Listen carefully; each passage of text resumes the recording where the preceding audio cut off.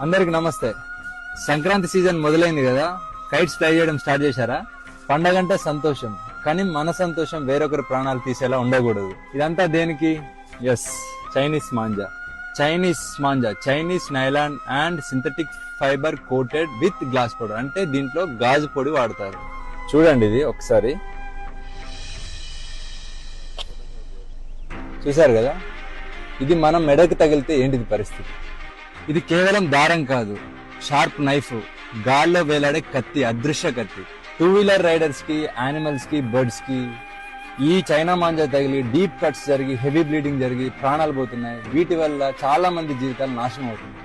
ఒక్క చిన్న సరదా ఎన్నో కుటుంబాల్లో తీరని శోకాన్ని మిగులుస్తుంది.